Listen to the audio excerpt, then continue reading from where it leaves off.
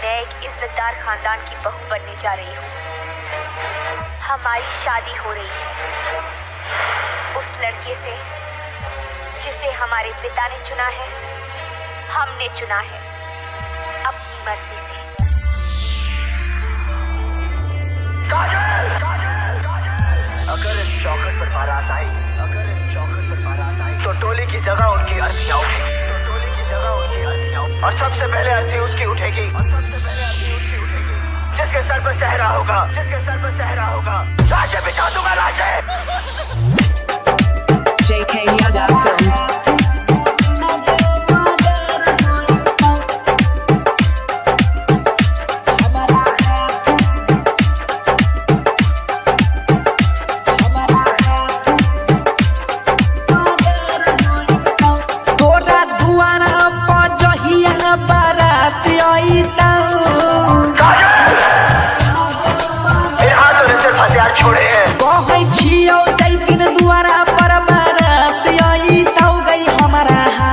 से हमारा हाथ दू तीन गो मर्डर होई तो इहे हाथ से दू तीन गो के मर्डर होई तो।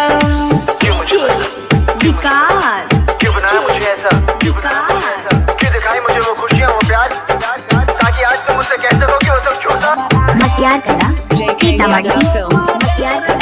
सीतामढ़ी पहिला निशानी अगुआ के खेल खत्म गए, लोकन बहिन चढ़ती गई तो भैरा नाम गए।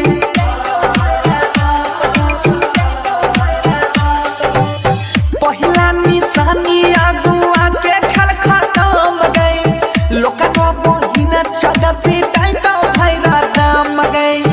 करती है मन जाति डर होई तो, करती है मन जाति डर होई तो गई है हाथे से हमारा हाथ दू तीन गो मर्डर होई तो, हमारा हाथ से दू तीन गो के मर्डर होई तो।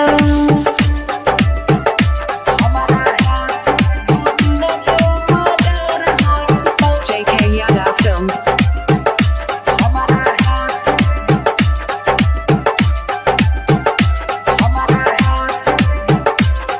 मर्डर होई तो। क्रिया तो हर दूल हक जान ले, दोसर के घर है गई बसले न देव। सबसे पहले अर्थी उसकी उठेगी, जिसके सर पर सहरा होगा, क्रिया तो हर दूल हक जान ले, दोसर के घर है गई बसले न देव। चर्चा